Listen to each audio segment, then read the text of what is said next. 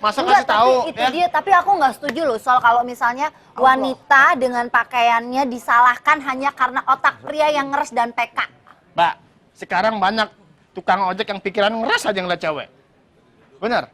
Begitu pas ngeliat, nih dari jauh udah dipantau nih. Waduh, gede banget tuh. Kang ojek begitu sekarang tuh. Apanya? Badannya gede, ya kan? Dideketin kecil juga, gitu. Pokoknya Mas Eli ya. Dia berarti...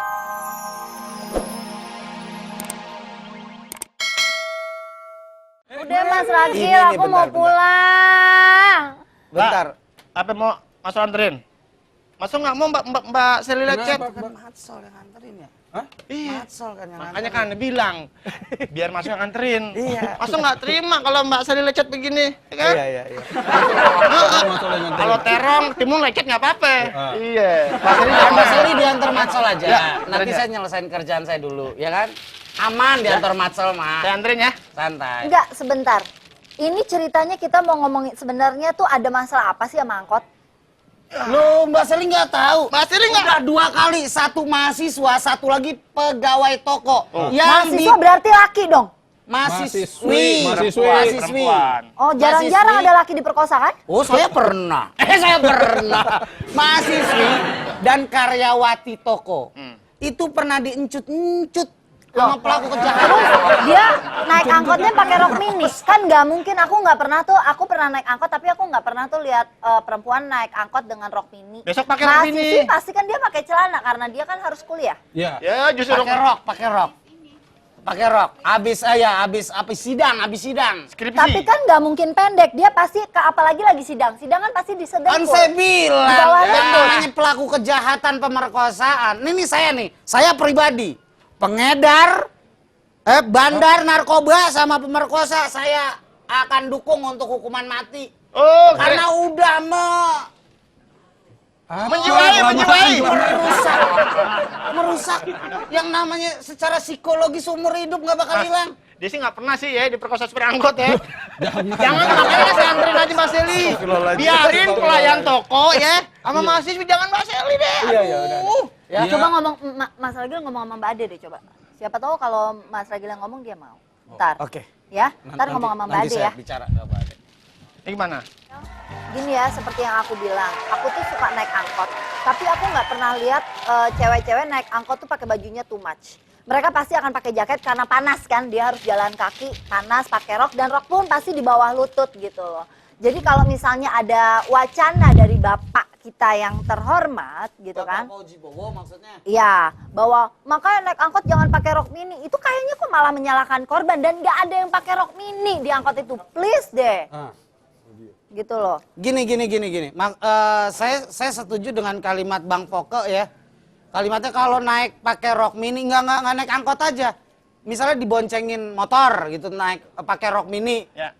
Kan itunya kemana-mana kan? Apanya? Ya maksudnya sebagian auratnya kemana-mana. Membuat orang penasaran. Ada Sekarang apa aku di tanya, balik itu? apakah Mas Ragil atau Bang Foka pernah lihat orang pakai rok mini naik motor digoncengin? Pernah. Ini ada yang goyang-goyang, ya. Apanya yang goyang? Ini apa plat motornya yang goyang-goyang. Saya ceritain ya. Dulu saya pernah naik motor sama Mas Ragil berdua nih, ngeliat cewek. Waduh, ya kan ada Pakai rok mini. ada sobekannya, ya kan? Udah pakai rok mini. Setel rokok. Yes. Gitu. Enggak, pakai rok mini atau Pakai rok mini kan pendek sih, lah, Mbak. sekarang kalau misalnya dia pakai celana, tapi model celananya di pinggul juga belahannya kemana-mana ATM-nya. Buat gesek kartu. Ya makanya sebagai wanita harusnya bisa, paling tidak gini, bisa menjaga dirinya dulu lah. Ya, cara berpakaian, cara bicara, cara pergaulan. Ada teman saya nggak bisa nyebut namanya ya. Siapa? Dari kemarin dia belum pulang. Rambutnya pakai gimbal. Waduh, kasihan banget. Itu kan orang tua harusnya diberitahu kemana nggak pulang, kata kerjaan. Apakah benar atau tidak ya nggak tahu. Iya, benar. Akhirnya saya sarankan ke dia kalau bisa mendingan kerjakan di rumah. Kerjakan di rumah. Ya kan lebih baik. Iya, Kayak begitu-gitulah.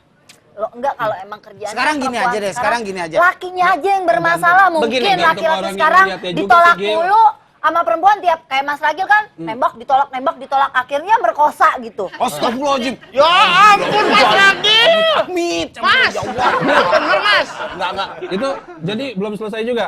Sedikit lagi, Riz. Sedikit. Udah gua jadi reporter yang lain. Pantesan aja lu kagak pernah diajak keluar lu. Jangan aja kagak rapi-rapi. Nggak Baru apa. judul. Nggak apa-apa kerjaan gua nggak rapi. Yang penting muka gua rapi. Mbak, jangan naik angkot. Saya gini aja, saya akan membela Mbak Sally. Saya akan panggilin Mbak Ade, Coba. saya rayu Mbak Ade. Iya kan Bener. dia cinta sama Mas Ragil. Ini demi Mbak Sally nih. Aku cuma sampai nggak harus depan rumah nggak apa-apa. Ya, Tapi siap. kalau udah deket kan aku bisa naik taksi. Oh iya benar sih. Panggilin Mas, panggilin. Nih. Ayeng. Waduh. Sampai film kartun zaman dulu. Udah lah Mas Eli. Masa Enggak, kasih tahu tapi itu dia. Tapi aku nggak setuju loh soal kalau misalnya wanita dengan pakaiannya disalahkan hanya karena otak pria yang ngeres dan PK. Mbak, sekarang banyak tukang ojek yang pikiran ngeres aja ngeliat cewek. Bener. Begitu pas ngeliat, nih dari jauh udah dipantau nih. Waduh. Gede banget tuh. Kang ojek begitu sekarang tuh. Apanya? Badannya gede, ya kan? Dideketin kecil juga gitu. Pokoknya Mas Eli nih. Ya berarti itu sebenarnya salah moral orang-orang kitanya yang mulai Kadang-kadang salah. perempuan itu selalu mancing sama pihak laki-laki. Nggak pernah ada yang bawa pancingan. Justru itu laki-laki punya pelampung. Main di rumah saya ada pelampung yang kecil, yang gede, itu. Makanya nih, seorang perempuan kalau bisa pakai baju yang bener deh. Jangan ada yang sobek-sobek dikit. Nih Mbak Nah. Sally, Mbak Ade belum pulang katanya. Oh, iya. Masih nunggu tukang kue putu dulu. Ih, pacar aku. Hah? Di pacar lu kan tukang kue putu. Mas Ragil, tadi ngarang Mbak Sally, jangan naik angkot. Iya benar-benar. Ini yang begini nih, bisa korban juga nih. Saya udah bilangin dari sono. Ade, untungnya aja pakai mobil sendiri. Iya. Coba kalau naik angkot, Mbak Ade maaf ya. Ini kalau naik angkot nih, jangan kata dicolek Mbak Ade. Diliatin melorot nih yang kayak gini. Mas Ragil juga dong. Apaan? Mas Ragil mah enggak, kenceng gespernya. Iya. Oh, Mbak Ade, gini, Mbak Sally kan udah malam nih. Ah, iya, Kalau benar, bisa kan satu arah tuh Mbak Ade kan. Jadi kasihlah tumpangan Mbak Sally Tumpang. sampai lampu merah yang lampu merahnya pecah tuh, yang hijaunya nyala nyendut-nyendutan, yang kuningnya udah nggak ada lampunya, itulah sampai perempatan situ.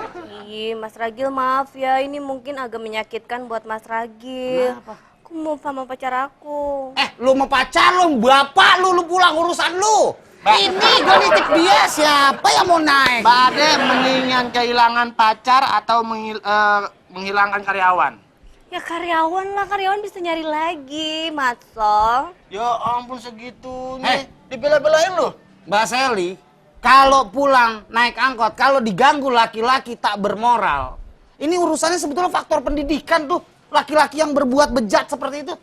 Alhamdulillah, insya Allah keluarga saya akhlaknya terjaga. Tuh. Mungkin dia kebanyakan nonton film kali. Nonton apa? Nonton film. Kalau nonton film Laskar Pelangi mah bagus.